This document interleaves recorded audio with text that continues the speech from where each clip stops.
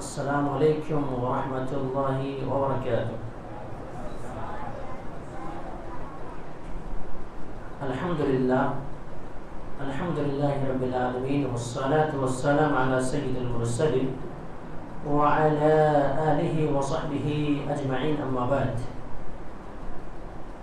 وقال اللہ عز وجل: اعوذ باللہ من الشیطان الرجیم، بسم اللہ الرحمن الرحیم، واستعینوا بالصبر والصلاة وإنها لكبيرة إلا على الخاشعين۔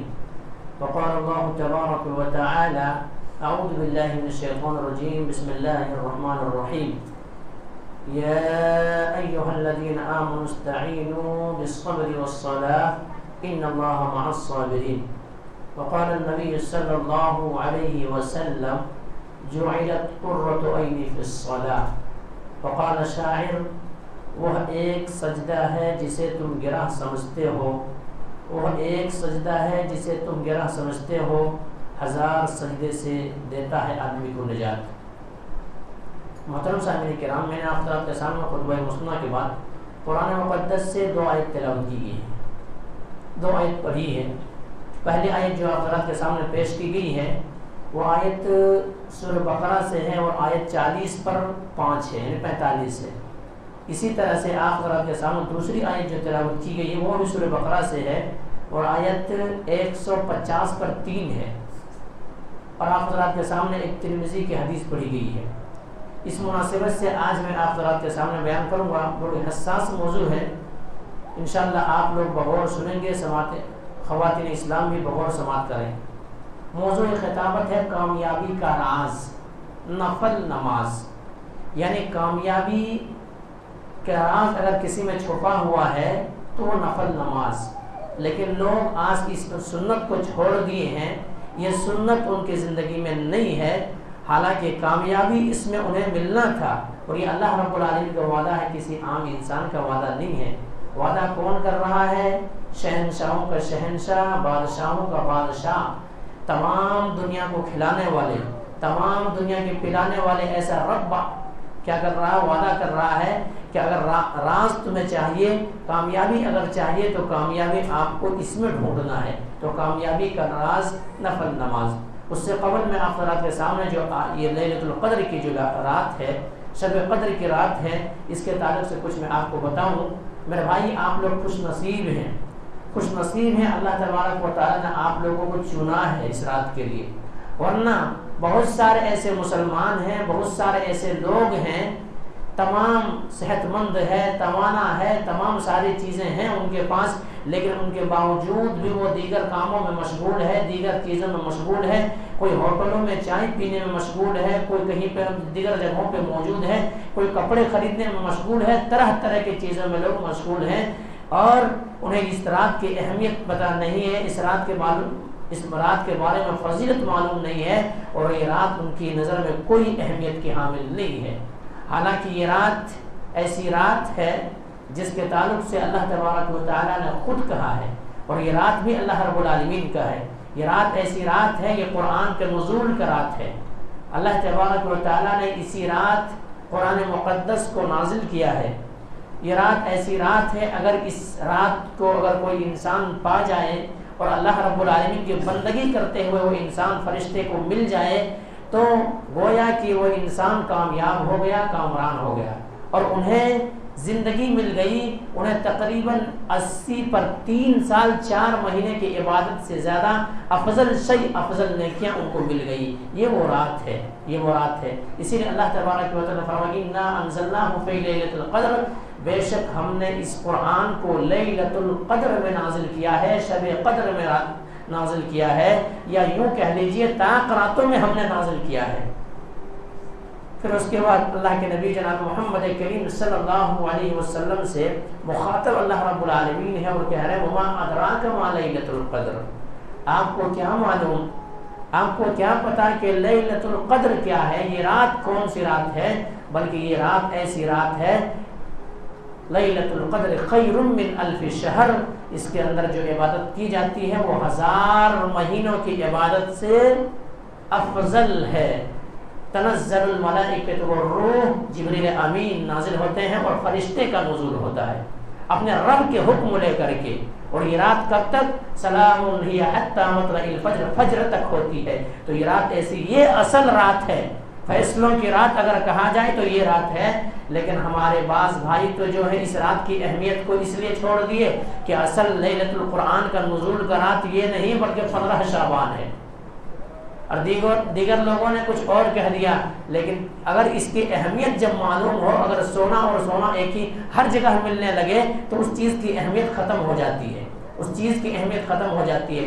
مثلا آپ کو کیا ہے، لوہا ہر جگہ مل جائیں گے اور کوئی نہ تو چور کا ڈر ہوگا، نہ اچکے کا ڈر ہوگا، نہ دیگر چیزوں کا ڈر ہوگا، وہ آپ کو کہیں بھی مل جائے گی. لیکن سونا اگر ہے تو آپ کو تجوروں میں چھپا ہوا نظر آئیں گے، تجوروں میں چھپا ہوا نظر آئیں گے. تو اس کی اہمیت اگر ہر رات کی وہی اہمیت دینے لگے انسان تو پھر اس رات کی اہمیت کیا رہے گی؟ تو اس وجہ سے بھی اس رات کی اہمیت لوگوں کے نظروں میں کم پڑ گئی ہے. لوگ جو رات وہ رات فیصلوں کی رات نہیں ہے، جو رات فرشتوں کا نزول کی رات نہیں ہے، اس رات کو یہ رات سمجھ لیا ہے اور یہ رات کی اہمیت کو پس پشت ڈال دیا ہے. لیکن میرے بھائی اسی لیے میں نے کہا کہ آپ لوگ خوش نصیب ہیں. اللہ تبارک و تعالیٰ آپ لوگوں کو یہ قیام کو، پھر جاگنے کو، اسی طرح سے یہ بیانات سننے کو، ذکر اشغال میں بیٹھنے کو اللہ تبارک و تعالیٰ قبول کرے اور ہم تمام مسلمانوں کو اس رات کی اہمیت سمجھنے کی توفیق دے دے. اور مولا کریم ہم تمام مسلمانوں کو تو جہنم کے آگ سے بچا کے جنت کے اندر تو داخلہ دے دے. آمین تقبل یا رب العالمین. یہ کچھ ضمنی باتیں تھیں، اسی لیے میں نے بتایا. میرے بھائی میرا موضوع خطابت اصل جو ہے کامیابی کا راز اصل نماز. کامیابی کا راز یہ میں نہیں کہا بلکہ اللہ تبارک و تعالیٰ نے یہ اعلان کیا ہے. اللہ تبارک و تعالیٰ نے دو انداز میں کہا ہے. اللہ تبارک و تعالیٰ فرماتا ہے اعوذ باللہ من الشیطان الرجیم بسم اللہ الرحمن الرحیم واستعینوا بالصبر والصلاۃ. واستعینوا بالصبر والصلاۃ، صبر اور نماز کے ذریعے سے میری مدد طلب کرو، صبر اور نماز کے ذریعے سے مدد چاہو.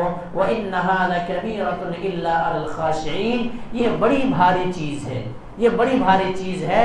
الا علی الخاشعین، لیکن جو اللہ سے ڈرتے ہیں، جن کے سینے کے اندر اللہ کا خوف ہے، جن کے دل کے اندر اللہ کا ڈر ہے، ایسوں کے لیے کوئی بھاری نہیں ہے. لیکن جن کے دل کے اندر اللہ کا ڈر نہیں ہے، اللہ کا خوف نہیں ہے، قیامت کے دن وہ انسان کو حساب و کتاب دینا پڑے گا، اس بات کا علم نہیں ہے، یا ان سے آخرت کے اوپر یقین نہیں ہے، جنت و جہنم کے اوپر یقین نہیں ہے، ایسے لوگوں کے لیے یہ چیز بھاری ہے. لیکن اللہ رب العالمین سے ڈرنے والوں کے لیے بہت ہی آسان ہے یہ چیز. اور صبر اور نماز کے ذریعے سے مدد طلب کرو.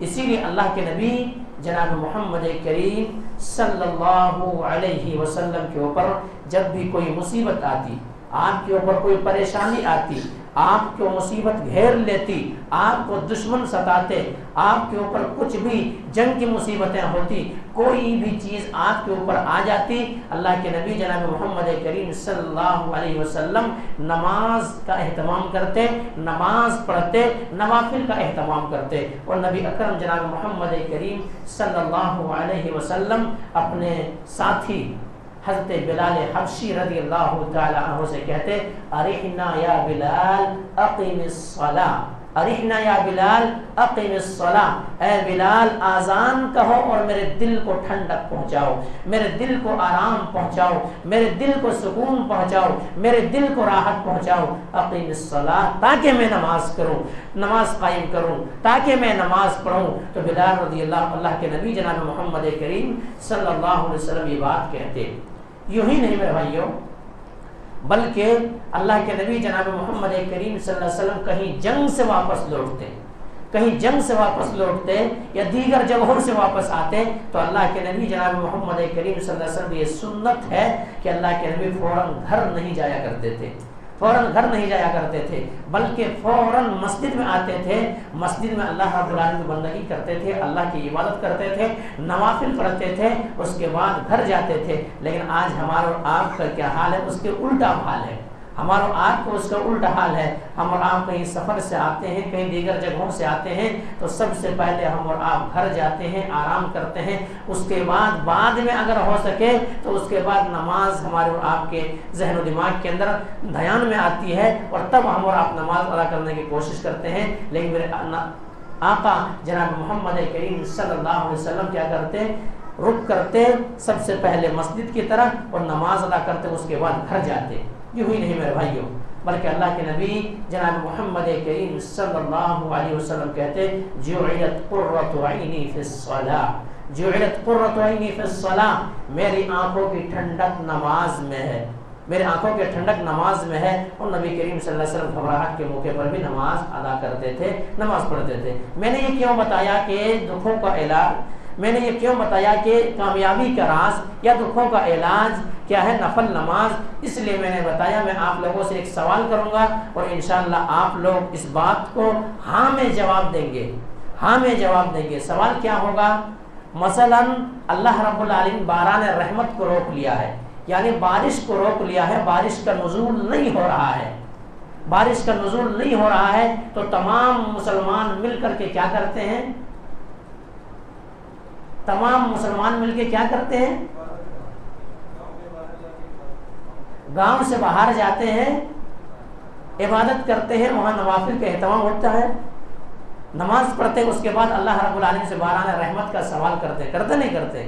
تو باران رحمت، بارش کو اگر رک جائے تو نہ تو انسان زندہ رہ سکتا ہے نہ جانور زندہ رہ سکتے ہیں، یہاں تک کہ جانور بھی اللہ رب العالمین سے گریہ زاری اور دعا یہ کرتے ہیں کہ اللہ رب العالمین اگر غلطی یہ تو میرے بندے کیے ہیں یا اگر یہ انسان کی ہے تو جانور کو کیوں تکلیف ہو رہی ہے؟ اس لیے کبھی کبھی اللہ رب العالمین بارش کو نازل کر دیتا ہے۔ لیکن ہمارے اوپر بھی جب مصیبت آ جاتی ہے یا یہ پریشانی آ جاتی ہے، بارش رک جاتا ہے، قحط سالی پڑ جاتی ہے، اناج زمین اگانا چھوڑ دیتی ہے، تو اس وقت ہم اور آپ کیا کرتے ہیں؟ باران رحمت کا نزول کے لیے ہم اور آپ میدانوں کی طرح چلے جاتے ہیں، جنگلوں کی طرح چلے جاتے ہیں اور وہاں پر نماز ادا کرتے ہیں، اس کے بعد رب سے سوال کرتے ہیں۔ تو اسی لیے میں نے بتایا کہ کامیابی کا راز نفل نماز، کامیابی کا راز نفل نماز۔ یوں ہی نہیں میرے بھائیوں، اگر آپ شریعت جانتے ہیں تو اس بات کو بھی میں اگر سوال کروں تو ہاں میں جواب دیں گے۔ شریعت اگر آپ جانتے ہیں، سمجھتے ہیں، آپ کو کسی نے پٹی نہیں پڑھایا ہے، کسی نے بیوقوف نہیں بنایا ہے، تو آپ جانتے ہیں شریعت کہ اگر آپ کی زندگی میں کوئی ایسا موڑ آ گیا ہے، آپ فیصلہ نہیں کر پا رہے ہیں کہ میرے لیے کیا بہتر ہے، میرے لیے اچھائی کس میں ہے اور برائی کس میں ہے، آپ سمجھ نہیں پا رہے ہیں، تو اللہ کے نبی جناب محمد کریم صلی اللہ علیہ وسلم کیا نسخہ بتائے ہیں کہ نماز کا اہتمام کرو۔ کون سی نماز؟ کون سی نماز؟ نماز استخارہ یا نفل نماز، نماز استخارہ یا نفل نماز۔ کہ آپ کی زندگی میں مصیبت آ گئی ہے تو آپ کیا کریں؟ آپ مشورہ نہیں کر پا رہے ہیں، آپ کا دماغ کام نہیں کر رہا ہے، آپ کیا کریں کیا نہیں کریں؟ آپ نفل نماز پڑھیں، استخارہ کریں اور اس کے بعد دعا کریں، انشاءاللہ آپ کو جو ہے آپ کے لیے جو بھلا ہوں گے، جو بہتر ہوں گے، آپ کو چیز میسر ہو جائے گی، وہ چیز آپ کو مل جائے گی۔ تو یہ نفل نماز، کامیابی کا راز نفل نماز، اس لیے میں نے بتایا میرے بھائی۔ اللہ کے نبی جناب محمد کریم صلی اللہ علیہ وسلم بھی انہی چیزوں میں کامیابی ڈھونڈے اور نبی کریم صلی اللہ علیہ وسلم کامیاب ہوئے۔ آپ کو معلوم ہے جنگ بدر کب لڑی گئی؟ جنگ بدر کون سی سن، کون سی تاریخ، کون سے مہینے کے اندر لڑی گئی معلوم ہے؟ ہاں دیکھیے، جنگ بدر جو لڑی گئی ہے یہ سن 2 ہجری کے اندر لڑی گئی، یعنی اللہ کے نبی جناب محمد کریم صلی اللہ علیہ وسلم کو جب جینا دو بھر کر دیے، اللہ کے نبی جناب محمد کریم صلی اللہ علیہ وسلم مکے کے اندر لوگ اوباش اور بدماش نبی کے پیچھے لگ گئے اور نبی اکرم جناب محمد کریم صلی اللہ علیہ وسلم کو عبادت تک کرنا تنگ کر دیے، تو اللہ تبارک و تعالیٰ کا حکم ہوا کہ مکہ سے مدینہ چلے جائیں۔ نبی کریم صلی اللہ علیہ وسلم مکہ سے مدینہ ہجرت کر گئے۔ وہاں ہجرت کرنے کے بعد اللہ کے نبی جناب محمد کریم صلی اللہ علیہ وسلم 2 سال تک تو آرام سے رہے، سکون سے رہے، راحت کی زندگی اور آرام والی زندگی میسر ہو گئی، کیونکہ انصار نے بڑی مدد کی یہاں سے، کیونکہ صحابہ کرام بھی سب کچھ چھوڑ کے چلے گئے تھے، تن من دھن سب کچھ قربان کر کے چلے گئے تھے، تو وہاں جانے کے بعد صحابہ کرام کو بھی ساتھ دیے اور اللہ کے نبی جناب محمد کریم صلی اللہ علیہ وسلم کو بھی بڑی احترام کے ساتھ زندگی میسر ہوئی وہاں پہ۔ لیکن کچھ دن ہی گزر رہے تھے، کچھ سال ہی گزرے تھے، پھر وہ مشرکین مکہ نبی اکرم جناب محمد کریم صلی اللہ علیہ وسلم اور صحابہ کرام کے اوپر چڑھائی کرنا چاہا، صحابہ کرام سے لڑنا چاہا، تو اللہ کے نبی جناب محمد کریم صلی اللہ علیہ وسلم جنگ بدر لڑے۔ جنگ بدر لڑے، یہ جنگ بدر جو ہے رمضان مبارک کا مہینہ ہی کے اندر لڑا گیا۔ زیادہ راجع یہی چیز ہے، زیادہ تاریخ نگاروں نے لکھا ہے کہ رمضان مبارک کے مہینہ ہی کے اندر جنگ بدر کی لڑائی ہوئی۔ جنگ بدر کی لڑائی ایک ایسی لڑائی تھی مسلمانوں کے لیے بڑی تکلیف دہ بات تھی. اللہ کے نبی جناب محمد کریم صلی اللہ علیہ وسلم زندگی کتنا تقریباً 15 سال محنت کیے، قد و کاوش کے، ان کے بعد نبی اکرم جناب محمد کریم صلی اللہ علیہ وسلم دعوت کی وجہ سے، تبلیغ کی وجہ سے جو اسلام لائے تھے 313 یا 319. ایک روایت کے اندر 313 لکھا گیا، دوسری روایت کے اندر 319 کی تعداد ایمان لائی ہے. اب ایسا معاملہ ہے کہ یہی صحابہ کرام موت کے منہ پہ جا رہے ہیں. یہ جنگ ایسی جنگ ہے کہ صحابہ کرام کے پاس تیر ہے تو تلوار نہیں ہے، تلوار ہے تو ڈھال نہیں ہے، ڈھال ہے تو دیگر چیز سواریاں کرنے کے لیے ان کے صحابہ کرام کے پاس کوئی چیز موجود نہیں ہے. صرف ایک گھوڑے ہیں اور چند اونٹ ہے.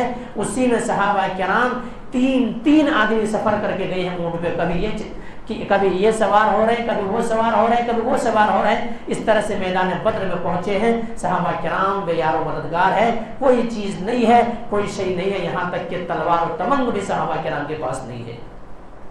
یہی وہ جنگ تھی جس میں اللہ کے نبی جناب محمد کریم صلی اللہ علیہ وسلم کے حصے میں بھی 2 صحابہ کرام آئے. یعنی اللہ کے نبی ایک اونٹنی پہ جو سوار ہونا ہے، اللہ کے نبی جناب محمد کریم صلی اللہ علیہ وسلم کو بھی اور دیگر 2 صحابہ کو بھی باری باری، کبھی اگر 2 قدم ایک صحابہ بیٹھیں گے پھر وہ، اس کے بعد پھر اللہ کے نبی جناب محمد کریم صلی اللہ علیہ وسلم سواری پر سوار ہوں گے. اتفاق ایسا ہوا کہ بدر پہنچنے ہی والے تھے، اللہ کے نبی جناب محمد کریم صلی اللہ علیہ وسلم کی باری آ گئی کہ اب اللہ کے نبی جناب محمد کریم صلی اللہ علیہ وسلم مہار تھامیں گے. اب جو اونٹنی کا جو رسی ہے اللہ کے رسول جناب محمد کریم صلی اللہ علیہ وسلم پکڑیں گے. اب ایسا ہوا کہ صحابہ کرام کہنے لگے آپ ہمارے نبی ہیں، آپ پیغمبر ہیں، آپ بخشے بخشائے ہیں، آپ سردار ہیں، تمام انبیاء کے سردار آپ ہیں، اور آپ کو ہوتے ہوئے آپ ہم سوار ہوں اور آپ لگام کو تھامے، یہ مناسب بات نہیں ہے، یہ مجھے اچھی نہیں لگتی ہے. اس لیے آپ ایسا کیجئے کہ آپ سوار ہو جائیں اور ہم لگام کو پکڑ لیں گے، ہم مہار کو تھام لیں گے. اللہ کے نبی جناب محمد کریم صلی اللہ علیہ وسلم نے مزاحیہ جملے میں کہا کیا میں تم لوگوں سے کمزور ہوں؟ کیا میں تم لوگوں سے کمزور ہوں؟ یا یوں تم چاہ رہے تو تمام نیکیاں تم ہی لوٹ لو، تمام نیکیاں تم ہی حاصل کر لو؟ ایسا نہیں ہے. اگر ہماری باری آئی ہے کہ اگر میں مہار تھاموں تو مجھے ہی مہار تھامنا پڑے گا. تو اس طرح کے حالات صحابہ کرام کے درمیان آ گئے، نبی کریم صلی اللہ علیہ وسلم کے درمیان آ گئے. اب میدان جنگ میں پہنچ گئے ہیں صحابہ کرام، میدان جنگ میں پہنچ گئے صحابہ کرام. اللہ کے نبی جناب محمد کریم صلی اللہ علیہ وسلم سب کو صحابہ کرام کو کہتے ہیں کہ آپ لوگ آرام فرمائیں، کیونکہ صبح جو ہے جنگ لڑنی ہے، صبح جنگ لڑنی ہے، اور وہ جنگ میں اگر ابھی آرام نہیں کرو گے، راحت اگر نہیں ہوگی تو جنگ کیسے لڑ پاؤ گے؟ اور یہ کیا ہے، اسلام کی سربلندی کی لڑی جا رہی ہے یہ جنگ، ذرا بھی کوتاہی اور سستی نہیں ہونی چاہیے، اس لیے تم لوگ آرام کرو. سب صحابہ کرام آرام کرنے لگے. اب اللہ کے نبی جناب محمد کریم صلی اللہ علیہ وسلم وضو بناتے ہیں. وضو بنانے کے بعد ایک درخت کے نیچے چلے جاتے ہیں. وہاں جانے کے بعد اللہ کے نبی جناب محمد کریم صلی اللہ علیہ وسلم پوری رات بھر نماز ادا کرتے ہیں، پوری رات بھر نماز ادا کرتے ہیں. اور نماز ادا کرنے کے بعد کیونکہ اللہ نے کہا ہے وَاسْتَعِينُوا بِالصَّبْرِ وَالصَّلَاةِ، صبر اور نماز کے ذریعے سے میری مدد طلب کرو. اگر تمہیں مدد کی ضرورت ہے، راحت اور سکون کی ضرورت ہے، اگر تمہیں کوئی چیز چاہیے، کوئی شے کی ضرورت ہے تو ایسا کرو، صبر اور نماز کے ذریعے سے ڈھونڈو. اسی لیے اللہ کے نبی جناب محمد کریم صلی اللہ علیہ وسلم نماز کے اندر مشغول ہو گئے اور دعائیں کر رہے ہیں. اللہ رب العالمین کے سامنے دست مبارک کو پھیلا دیے ہیں، اللہ رب العالمین سے مانگ رہے ہیں. نبی کریم صلی اللہ علیہ وسلم گریہ جاری کر رہے ہیں، ایسے دعائیں کر رہے ہیں، ایسے دعائیں کر رہے ہیں کہ اللہ کے نبی جناب محمد کریم صلی اللہ علیہ وسلم دست مبارک آسمان کی طرف مزید اٹھتی ہی جا رہی ہے. آخرکار نبی کریم صلی اللہ علیہ وسلم جو چادر اوڑھے ہوئے تھے وہ چادر زمین بوس ہو جاتی ہے، زمین پر گر جاتی ہے. کچھ ہی دیر کے بعد ابو بکر صدیق رضی اللہ تعالیٰ سامنے آتے ہیں اور کہتے ہیں اللہ کے نبی جناب محمد کریم صلی اللہ علیہ وسلم اب بس بھی کیجئے، اب بس بھی کیجئے، کیونکہ اللہ تبارک و تعالیٰ نے آپ کی التجا کو سن لیا ہے، آپ کی دعا کو سن لیا ہے. اللہ کی مدد ضرور آئے گی، اللہ کی امداد ضرور آئے گی. اللہ کے نبی اب بس کیجئے. اللہ کے نبی جناب محمد کریم صلی اللہ علیہ وسلم دعا میں دعائیں کر رہے ہیں، نماز ادا کر رہے ہیں. آخرکار ابو بکر صدیق رضی اللہ عنہ جب یہ جملہ کہے، اللہ تبارک و تعالیٰ نے اب اللہ کے نبی جناب محمد کریم صلی اللہ علیہ وسلم وعدہ کیے کہ دیکھیے آپ کو گھبرانے کی ضرورت نہیں ہے، اگر یہ لوگ تعداد میں زیادہ ہیں تو ہم فرشتے کو نازل کریں گے، ہم فرشتے کو بھیجیں گے، اگر ضرورت پڑی 1000 سے شروع کریں گے، 1000 فرشتے کو نازل کریں گے، اگر اس میں بھی نہ ہو سکے تو 3000 فرشتے کو بھیجیں گے، اگر اس سے بھی کام نہ چلا تو 5000 فرشتے کو بھیجیں گے۔ اور ان لوگوں کو حقیقی معنوں میں لگے گا کہ ہم لوگ کیا یہ لوگ جنگ کر رہے ہیں، لیکن حقیقت جنگ جو لڑیں گے وہ صحابہ کرام کی خالی تو نظریں وہاں پہ ہوگی، صحابہ کرام اس جنگ میں ہوں گے، لیکن لڑائی جو ہوگی فرشتے لڑیں گے۔ اور واقعی معنوں میں فرشتے کا نزول ہوا۔ اللہ کے نبی جناب محمد کریم صلی اللہ علیہ وسلم اسی موقع پہ دعا کیے تھے کہ اللہ رب العالمین یہ 313 تک کی تعداد اگر مٹ گئی پھر دنیا کے اندر تمہارا نام لینے والا کوئی نہیں ہوگا، تمہارا نام لینے والا کوئی نہیں ہوگا، اسلام کے پرچم کو آگے لہرانے کے لیے کوئی نہیں ہوگا، اسلام کی دعوت و تبلیغ کو پھیلانے والا کوئی نہیں ہوگا۔ اے اللہ اگر یہ 313 کی تعداد آج مٹ گئی پھر درختوں کی پوجا ہوگی، دیگر چیزوں کی پوجا ہوگی، تیری بندگی کے بجائے کسی اور کی بندگی ہوگی۔ اے اللہ آج ہماری امداد کر، آج ہماری مدد فرما۔ اللہ رب العالمین کی جانب سے مدد آئی، کامیابی ملی۔ کس کے ذریعے سے کامیابی ملی؟ کس کے ذریعے سے؟ نماز کے ذریعے سے میرے بھائی۔ تو اسی لیے میں نے بتایا کہ دیکھیے کامیابی کا راز نفل نماز کتنی بڑی مصیبت ہے۔ صحابہ کرام پیاسے ہیں، صحابہ کرام کے پاس کوئی شے نہیں ہے، جنگ کے اندر جا کے کود پڑے ہیں، تیر ہے تو تلوار نہیں ہے، ایسی حالت میں جا کر کے صحابہ کرام وہاں پہ پہنچے ہیں اور اللہ کے نبی دعا کر رہے ہیں نماز کے ذریعے سے۔ اسی طرح سے صحابہ کے یہ اللہ کے نبی جناب محمد کریم صلی اللہ علیہ وسلم تھے، ان کے علاوہ دیگر انبیاء کرام کو بھی جب مصیبت آئی، پریشانیاں ان کی زندگی میں آئی تو ان انبیاء کرام نے بھی یہی نماز کا سہارا لیے، یہی نماز کا سہارا لیے۔ بارہا آپ لوگ سنے ہوں گے حضرت ابراہیم خلیل اللہ علیہ السلام کے نام کون نہیں جانتے، بارہا سنے ہوں گے۔ قربانی کا مہینہ شروع ہی ہوتا ہے کہ ابراہیم علیہ السلام کے نام ہر ممبر و محراب سے گونجنے لگتے ہیں، اور ابراہیم علیہ السلام کی شخصیت ایسی شخصیت ہے، اللہ تبارک و تعالیٰ کے خلیل ہے، واتخذ اللہ ابراہیم خلیلا کہا ہے کہ اللہ کے خلیل ہیں، اللہ کے دوست ہیں۔ اور آزمائش کیوں اللہ کے خلیل کہا ہے؟ کیونکہ اللہ تبارک و تعالیٰ نے آزمایا، اور تمام کی تمام آزمائش کے اندر ابراہیم علیہ السلام جو ہے مکمل اتر گئے، خارے اتر گئے، کامیاب ہو گئے ہر آزمائش میں۔ تب اللہ تبارک و تعالیٰ نے کہا کہ ہم تمہیں امام بنائیں گے، امام بنائیں گے۔ یہی ابراہیم علیہ السلام کے حالات زندگی بڑی مصیبت سے گزر رہی ہے، بڑی پریشانی سے گزر رہی ہے۔ ایسے پریشانی ہے بیوی کی عزت خطرے میں ہے، بیوی کی عزت خطرے میں ہے، چھوٹا ننھا گنا بچہ خطرے میں ہے، کیا کیا جائے؟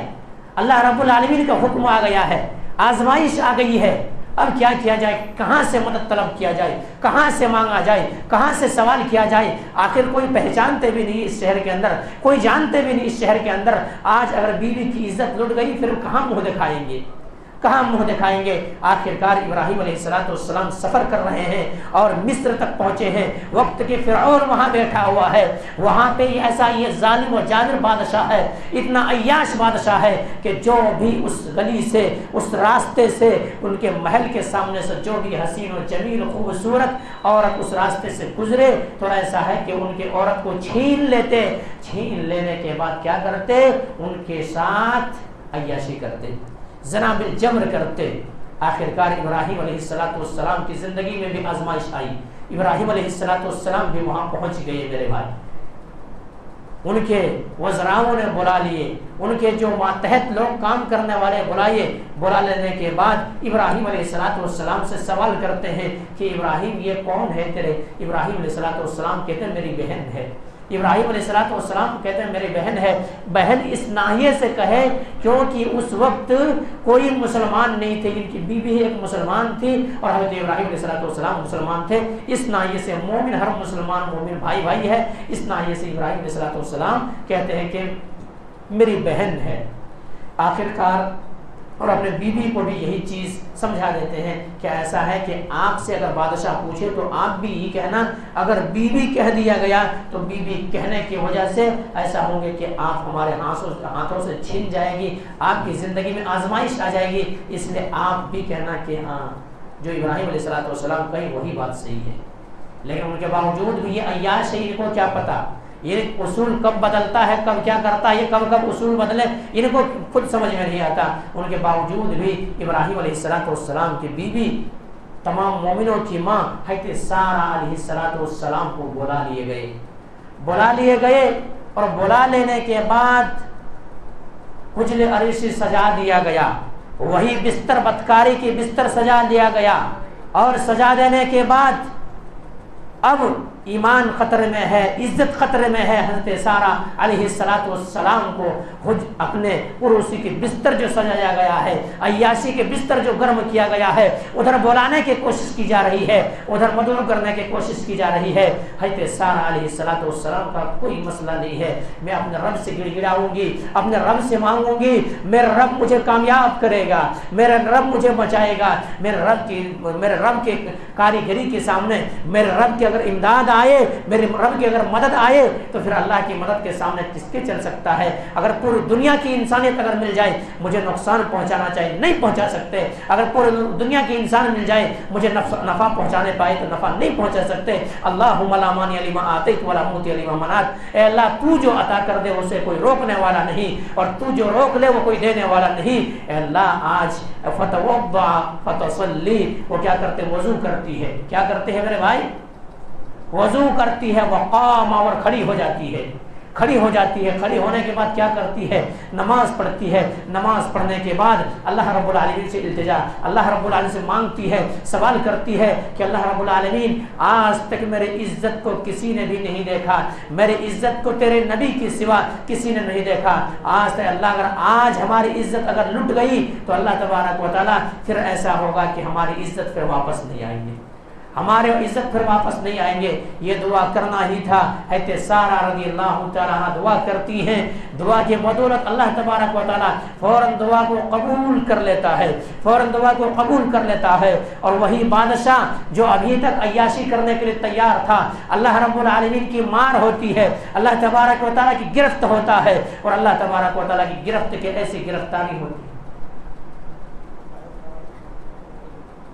अल्लाह तबारक व तआला की ऐसी गिरफ्तारी होती है, अल्लाह तबारक व तआला की ऐसी पकड़ होती है कि ऐसा होता है कि वही बादशाह शल हो जाता है, हाथ पांव काम करना बंद कर देता है। आखिरकार वही जमीन पे हिचकियां खाने लगता है, जमीन बोस हो जाता है, पांव हाथ मारने लगता है। आखिरकार कहता कि सारा देखो मुझे बचा लो, मैं तुम्हें छोड़ दूंगा, मैं तुम्हें छोड़ दूंगा। सारा दुआ करती है, अल्लाह ये तो क्या है, जालिम है, जाबिर है, लेकिन अल्लाह रब्बुल आलमीन ये कह रहा है कि हम तुम्हारी इज्जत बख्शेंगे, हम तुम्हें छोड़ देंगे। तो अल्लाह तबारक व तआला इनकी जान बख्शी अता कर, फिर उसके बाद दुआ के ज़रिए से फिर वो बादशाह सही होता है, लेकिन वो मानने वाला कहाँ, फिर आगे बढ़ने की कोशिश की जाती है, फिर इज्जत को तार तार करने की कोशिश की जाती है। फिर सारा अलैहिस्सलाम फिर से खड़ी होती है, नमाज में मशगूल हो जाती है, नमाज पढ़ती है, अल्लाह से दुआ करते। बादशाह का फिर इसी तरह से यही हाल हो जाता है, एक के बाद दीगर इसी तरह से हाल होता है। आखिरकार वो इंसान डर जाता है, वो बादशाह, जालिम बादशाह डर जाता है और कहता है कि तुमने किसी इंसान को नहीं बल्कि किसी जिन्नी को उठा के लाए। जिन्नी को कहाँ से, नमाज के जरिए से मदद मिली या नहीं मिली मेरे भाई। आपकी ज़िंदगी में भी कभी मुसीबत आए, कभी परेशानी आए, कभी गम सताए, कभी औलाद बिगड़ जाए, कभी कारोबार ठप पड़ जाए, कुछ भी मांग सकते हैं, अल्लाह रब्बुल आलमीन से मांगे। आप अल्लाह रब्बुल आलमीन के सामने इखलास के साथ, लिल्लाहियत के साथ आप क्या करें, मुसल्ले डालें, नमाज अदा करें, रब से मांगे, अल्लाह तबारक व तआला आपको अता करेगा। ऐसी मुसीबत में जब हर अंबिया किराम को बचाए। और मज़ीद में आपको बताऊँगा कि आम इंसानों के ज़िंदगी में भी इसी तरह से उनकी ज़िंदगी में भी मुसीबत आई है, तो वस्तईनु बिस्सब्रि वस्सलाह, सब्र और नमाज के ज़रिए से मदद तलब की गई है, मदद तलब की गई है। आखिरकार वहाँ से हज़रत सारा अलैहिस्सलाम को एक गिफ्ट की शक्ल में हज़रत हाजरा अता कर देते हैं, दे देते हैं। उसके बाद अब इब्राहीम अलैहिस्सलाम के पास जब सारा पहुँचती है तो क्या देख रही है कि मेरे शौहर हज़रत इब्राहीम अलैहिस्सलाम भी नमाज पढ़ रहे हैं और नमाज में दुआ कर रहे हैं। आखिरकार इशारे से बात होती है, कहता है कि बादशाह के जो मकर और फरेब को अल्लाह ने नाकाम कर दिया है। और इधर देखिए आप कि अल्लाह तबारक व तआला की जानिब से हमें क्या अता किया है कि देखिए एक लौंडी भी हमें मिल गई है, آخر کار یہ دونوں پھر ساتھ میں رہتی ہے. ساتھ میں رہنے کے بعد اب بچے ان کے یہاں پہ نہیں ہے, بچے نہیں ہے تو ایسے کرتا ہے. سارہ علیہ السلام یہ خود کہتی ہیں کہ ان سے آپ شادی کر لیں. ابراہیم علیہ السلام شادی کر لیتے ہیں. کچھ ایام گزرتے ہیں, کچھ دن گزرتے ہیں, اس کے بعد دعا کرتے ہیں ابراہیم علیہ السلام رب حب لی من الصالحین, اے اللہ مجھے نیک اور بردبال اولاد عطا کر. حضرت ابراہیم علیہ السلام کو بشارت سنائی جاتی ہے کہ اسماعیل علیہ السلام پیدا ہوں گے.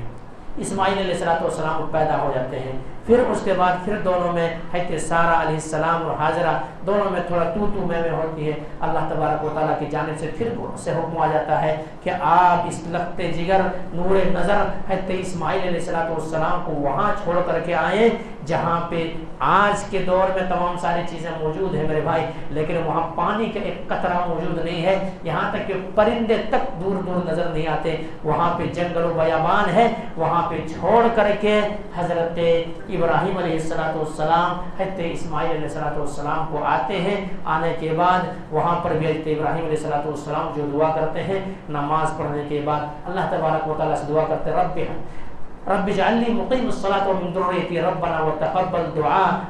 ربنا وتقبل دعاء, اے اللہ رب العالمین میں نے اپنے ضروریت کو ایک ایسی جگہ پہ لا کے چھوڑ دیا ہے یہاں نہ تو کوئی شے ہے, کوئی چیز موجود نہیں ہے چند چیز کے علاوہ. اے اللہ میں نے اس لیے یہاں لا کے بسایا ہے ربنا لیقیم الصلاۃ, تاکہ میرے یہ بچہ میرے جو لخت جگر نور نظر اسماعیل علیہ السلام اور ان کے والدہ جو ہے نماز قائم کرنے لگے, نماز پڑھنے لگے. ابراہیم علیہ السلام نے نماز ہی کے تعلق سے کیوں دعا کیے میرے بھائی؟ ابراہیم علیہ السلام جانتے تھے, ابراہیم علیہ السلام یہ معجزات دیکھ چکے تھے, اپنے نظروں سے مشاہدہ کیے تھے, ان کے زندگیوں میں یہ چیز آ چکی تھی. اس لیے انہوں نے سوچا کہ اگر یہ نماز قائم کریں گے پھر ضائع نہیں ہوں گے, برباد نہیں ہوں گے. تو اس طرح سے وہاں سے حضرت ابراہیم علیہ السلام نکل جاتے ہیں. تو اس لیے میں نے بتایا میرے بھائی مصیبت اور پریشانی انسان کی زندگی میں بھی اگر کبھی ستائے تو یہی چیز نفل نماز کا اہتمام کرے, اللہ رب العالمین سے سوال کرے, اللہ رب العالمین سے مانگے, اللہ تبارک و تعالیٰ ضرور عطا کرے گا, ضرور دے گا. آئیے میں بتاؤں مزید آپ کو میرے بھائی, مزید میں آپ کو بتاؤں کیونکہ میں ایک ہی بات دی کہ تمام جتنے سارے اس کے ریلیٹڈ اس کے ضمنی باتیں تھیں تمام ساری چیزوں کو میں نے آپ حضرات کے سامنے کوٹ کر کے لایا تاکہ آپ کو میں بتاؤں اور آپ کی زندگی میں بھی کبھی اس طرح سے مصیبت اور پریشانی آئے تو آپ بھی ان چیزوں سے علاج کریں اور آزما کے دیکھیں, ضرور اللہ رب العالمین مدد آئے گی. اسی طرح سے میرے بھائی جریز نامی شخص بہت ہی عبادت گزار شخص ہے, بہت ہی عبادت گزار, اتنا عبادت گزار ہے کہ یہ گھر کو چھوڑ کر کے تمام محلے کو چھوڑ کر کے جا کر کے ایک جنگل و بیابان چلے گئے ہیں, وہاں پہ کٹیا ڈال لیے ہیں اور وہاں پر جا کر کے عبادت کر رہے ہیں. عبادت ماں ان سے ملنے کے لیے آتی ہے, ماں ان سے ملاقات کرنے کے لیے آتی ہے. حضرت جریز جو ہے نماز میں مشغول ہے, نماز پڑھ رہے ہیں. آواز دیتی ہے ماں کہ جریز میں تیری ماں ہوں, ذرا ایسا کرو دروازہ کھول دے, ملاقات کرنی ہے مجھے آپ سے, آپ ذرا ملے, آپ سے ملاقات کریں. جریز نماز میں ہوتے ہیں کہ اب کیا کروں, میں نماز کو چھوڑ دوں, ماں کے بات کو لبیک کہوں یا رب کی بات کو لبیک کہوں, میں نماز چھوڑوں یا ماں کے بات کو مانوں, مجھے سمجھ میں نہیں آ رہی ہے. نمازی میں مشغول, نمازی پڑھنے میں ابھی جاری ہے نماز.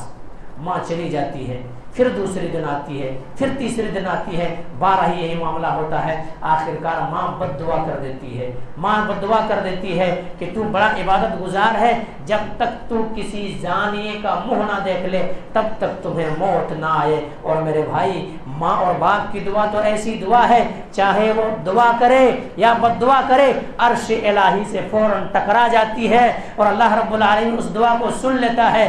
والدین کی دعا بچوں کے حق میں قبول ہوتی ہے. دعا قبول ہو گئی اور پھر بدکار عورت کا نظر آنا شروع ہو گئے. ایک بدکار عورت آتی ہے اور آ کر کے جریز کو آ کر کے وہ کہتی ہے کہ جریز مجھ سے منہ کالا کرو, جریز میرے ساتھ یہ برا کام کرو, یہ غلط حرکت کرو.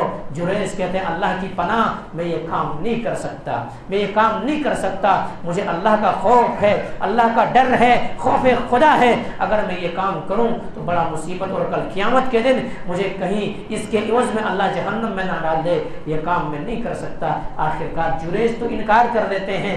وہ عورت ہے, بدکار ہے, کسی دوسرے مرد سے جا کر کے زنا کراتی ہے، اور زنا کرانے کے بعد حمل ٹھہر جاتا ہے، حمل ٹھہر جاتا ہے، حمل 1 ماہ 2 ماہ 3 ماہ 4 ماہ 5 ماہ 6 ماہ ہوتے ہوتے وہ عورت جو ہے اب بچہ جنتی ہے، بچہ جنتی ہے۔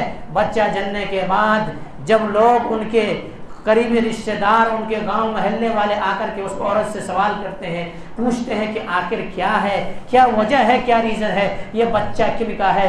بتایا جاتا ہے یہ بچہ جریز کا ہے، یہ بچہ جریز کا ہے۔ دیکھیے آزمائش، یہ بچہ جریز کا ہے۔ اب کیا کیا جائے؟ یہ روایت کہاں؟ بخاری مسلم کتابوں کے اندر موجود ہے، کوئی قصے اور کہانی نہیں ہے، کیونکہ ہم لوگ الحمدللہ علماء اہل حدیث کا جو اسٹیٹ ہے یہ قصے اور کہانیاں سنانے کے قائل نہیں ہے، بلکہ قرآن و حدیث ہی سناتے ہیں۔ بہرحال یہ دعا اس طرح سے ہوتا ہے کہ آخر کون؟ جریز کا یہ کمال ہے، جریز نے یہ کیا ہے۔ آخرکار پورے محلے والے گاؤں والے جا کر کے غصے میں جا کر کے کٹیا کو توڑ دیتے ہیں، جریز کو بھی مارتے ہیں۔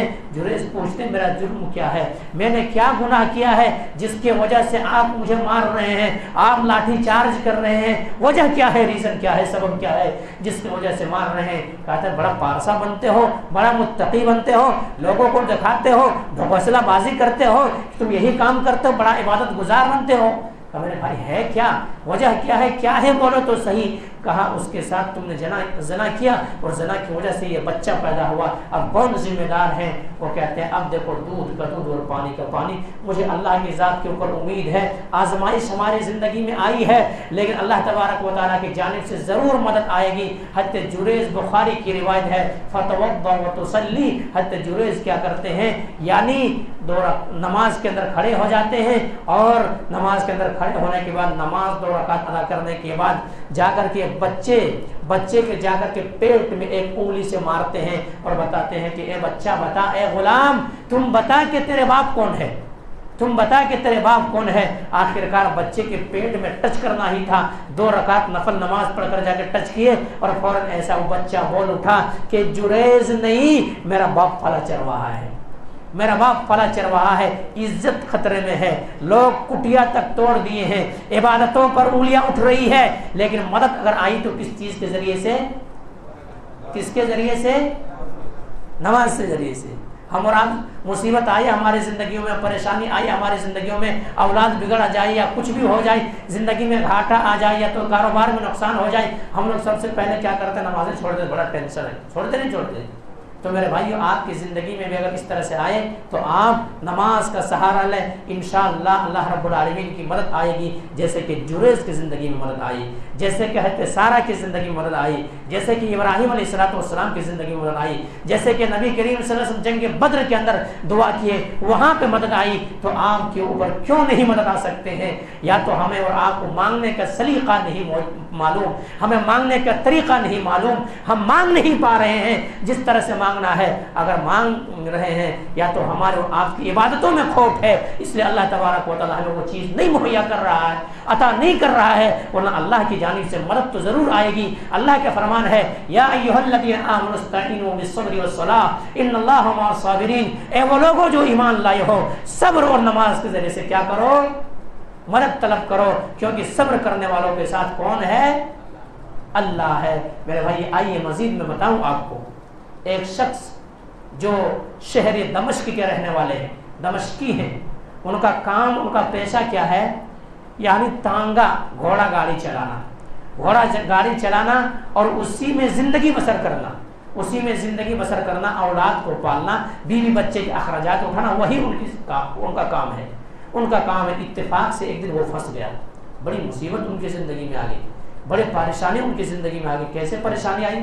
ایسی پریشانی آئی کہ چور کے نرگے میں چلا گیا، وہ چور کے نرگے میں، رات کا وقت تھا، ایک چور ان کے سواری پہ سوار ہو گئے، اور سواری پہ سوار ہونے کے بعد کہا ہمیں فلاں جگہ چھوڑ دیجیے۔ اب یہ بیچارہ بھولے بھالے انسان بولا ٹھیک ہے چلو میں آپ کو چھوڑتا ہوں، مجھے تو کیا ہے کرائے اور مجھے پیسے سے مطلب ہے آپ جہاں کہیں وہاں چھوڑنے کے لیے تیار ہیں. آخرکار ایسا ہوا کہ ان راستے سے لے کے جانے لگا ہوں گا. یہ چور اب یہ کہتا ہے کہ ایسا معاملہ کہ نہیں, مجھے ایک آسان جو راستہ ہے ہمارے گاؤں, جس راستے سے آسانی کے ساتھ آپ پہنچ جائیں گے وہ راستہ میں آپ کو بتاتا ہوں, اس راستے سے آپ چلیں. آخرکار یہ انسان, بھولے والے انسان اس راستے سے چلنا شروع کرتے ہیں اور اس راستے سے ان کا گھر نہیں بلکہ ایک جنگل میں جا کے پھنسا دیتے ہیں. اب جنگل میں جب پہنچے ہیں تو جنگل میں پہنچنے کے بعد کیا دیکھتے ہیں, وہاں کسی کا کھوپڑی پڑا ہوا ہے, سر پڑا ہوا ہے, کسی کا دھڑ پڑا ہوا ہے, کئی آدمیوں کی لاش کی ڈھیر ہے وہاں پہ. یہ دیکھتے ہی ایسا ہوتا ہے کہ یہ کانپ جاتا ہے, یہ کیا منظر ہے, میں کہاں پہ کون سی مصیبت اور کون سی جگہ پہ میں پھنس گیا, کیا معاملہ ہو گیا, اب کیا کروں, کیا مصیبت ہے, کیا پریشانی ہے. اس طرح سے باتیں ہوتی ہیں میرے بھائی. اب آخرکار کیا کریے, ڈر جاتا ہے. اب یہ نکالتا ہے اپنے اسلحہ, اپنے چیز, اپنے تلوار تمنگ جو بھی ان کے پاس, چور کے پاس ہے, نکالتا ہے اور کہتا ہے کہ پیسے وغیرہ دو. وہ بڑی آسانی کے ساتھ پیسے نکال کے دے دیتے ہیں, کیونکہ وہ سمجھتا ہے کہ اگر ہمارے جان بچ گئی تو ہم کچھ بھی پھر سے پیسہ کما سکتے ہیں. وہ کہتے ہیں آپ میرے پیسے لے لیں, آپ ہماری گاڑی لے لیں, آپ مجھے چھوڑ دیں. وہ چور کہتا ہے کہ تمہارا کیا بھروسہ, مجھے میرے مال تو ہے ہی, اب تمہیں بھی قتل کروں گا, تمہیں بھی ماروں گا, تمہیں بھی اسی طرح سے جو دیکھ رہے ہو, نظر تمہیں آ رہی ہے جو چیز یہ سامنے پڑے ہوئے لاش, تم بھی اس لاش کے ڈھیر میں سے ایک ہو گئے, آخرکار تمہیں بھی قتل کروں گا. یہ انسان ڈر جاتا ہے, لیکن پھر بھی کہتا ہے دیکھو موقع ایسا ہے کہ مجھے کچھ نماز پڑھنے کا موقع دے دیا جائے تاکہ میں رب سے بات کر لوں, سرگوشی کر لوں. وسجد واقترب, رب کے قریب ہو جاؤں, سجدہ کر کے رب کی بندگی کے قریب ہو جاؤں, ذرا موقع دے دو. وہ چور تھا لیکن پھر بھی موقع دے دیا کہ دیکھو آپ نماز پڑھ لو, نماز پڑھ لو. اب نماز اللہ اکبر کہہ کر کے کھڑے ہیں, ان کے ذہن و دماغ کے اندر وہی مچل رہا کہ یہ چور کا کیا بھروسہ, یہ چور کے اوپر میں کیا بھروسہ کروں.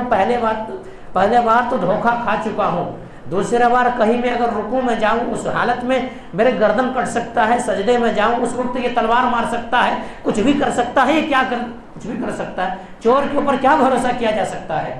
یہی ذہن و دماغ کے اندر ان کو جو یہ صورتیں یاد ہیں وہ بھی بھول گیا ہے, ڈر سے وہ بھی بھول گیا ہے. لیکن اچانک ان کے ذہن و دماغ کے اندر ایک آیت آتی ہے, امن یجیب المضطر اذا دعاہ ویکشف السوء ویجعلکم خلفاء الارض الہ مع اللہ, الہ مع اللہ. جب تم مصیبت اور پریشانی میں, جب تم راستہ بھول جاتے ہو یا تمہاری زندگی میں مصیبت آتی ہے, تم اللہ کو پکارتے ہو تو اللہ تمہیں نجات دیتا ہے. تو اللہ کے سوا کوئی اور ہے نجات دینے والا, کوئی اور ہے راستہ نکالنے والا. یہ ذہن و دماغ کے اندر ان کے آتا ہے اور وہ نماز اور آرام سے پڑھنا شروع کرتے ہیں. انہیں کچھ ہی دیر گزرا تھا کہ ایک ایسا غیبی مدد آتی ہے, غیبی مدد, ایک ایسا جانور آتا ہے, وہ چور کو وہیں پہ لپکتا ہے اور وہیں تہتیک کرتا ہے اور چور کو موت کو گھاٹ اتارتا ہے. وہ انسان وہاں سے بچ کر کے نکل جاتا ہے. کس کے ذریعے سے بچے؟ جنگل میں کوئی تھے, وہاں جنگل میں کوئی انسان وغیرہ تھے؟ کچھ بھی نہیں تھے. کوئی مددگار تھے؟ ان کے پاس تلوار و تمنگ تھے؟ کچھ بھی نہیں تھے. طاقتور ہٹھا کٹا چور تھا, ان سے مقابلہ بھی نہیں کر سکتا تھا. مقابلہ کیے تو کس سے؟ نماز کے ذریعے سے. اسی لیے اللہ نے کہا ہے وَاسْتَعِينُوا بِالصَّبْرِ وَالصَّلَاةِ, کہ ایسا کرو کہ صبر اور نماز کے ذریعے سے کیا کرو؟ مدد طلب کرو. یہ چیز ہے میرے بھائی. اسی لیے مصیبت کسی انسان کی زندگی میں, غم کسی انسان کی زندگی میں, پریشانی کسی انسان کی زندگی میں جب بھی آئے, آپ اس سنت کو اپنائیں, انشاءاللہ آپ کو کامیابی ملے گی. مزید میں آپ کو بتاؤں, دیکھیے جب چاند گرہن یا سورج گرہن ہوتا ہے تو کیا کیا جاتا ہے؟ نماز پڑھتے ہیں. اور چاند اور گرہن, یہ سورج گرہن, یہ قیامت کی ایک نشانی, ایک سگنل دیتا ہے کہ کہیں قیامت برپا نہ ہو جائے. اس لیے اللہ کے نبی جناب محمد کریم صلی اللہ علیہ وسلم ایسی مصیبت میں بھی کیا کرتے ہیں؟ نماز قائم کرتے ہیں, نماز پڑھتے ہیں. اور کامیابی یہی بتایا ہے. میں نے تو نفل نماز بتایا کہ کامیابی کا راز نفل نماز, لیکن حقیقی کامیابی اگر ہے تو نماز میں, کیونکہ اللہ کے نبی جناب محمد کریم صلی اللہ علیہ وسلم مؤذن کے ذریعے سے یہی بات کہلوا دیا ہے, الصلاۃ خیر, کیا کہا ہے؟ حی علی الصلاۃ حی علی الفلاح, کہ آؤ نماز کے لیے, آؤ کامیابی کی طرح. کامیابی کس میں بتایا؟ نماز میں. یہ قرآن کامیابی کس میں بتا رہا ہے؟ نماز میں۔ تو میرے بھائی باتیں بے شمار تھی، یہیں سے اپنے بات کو ختم کرتے ہیں۔ اللہ تبارک و تعالیٰ سے دعا کرتے ہیں کہ مولا کریم ہماری زندگیوں میں بھی کبھی پریشانی آئے، کبھی غم آئے تو مولا کریم جو انبیاء کرام کی سنت رہا ہے، ہم تمام مسلمانوں کو انہی سنت کو اپنا کر کے اپنی زندگی میں مصیبت اور غم دور کرنے کی توفیق دے دے۔ مولا کریم ہمیں اسی طرح سے نماز اور صوم صلات کی پابند بنا دے جس طرح سے صحابہ کرام، نبی کریم صلی اللہ علیہ وسلم، دیگر انبیاء کرام نماز پڑھا کرتے تھے۔ تقبل یا رب العالمین واقداؤنا الحمدللہ رب العالمین، سبحان ربک رب العزۃ عما یصفون وسلام علی المرسلین والحمد للہ رب العالمین۔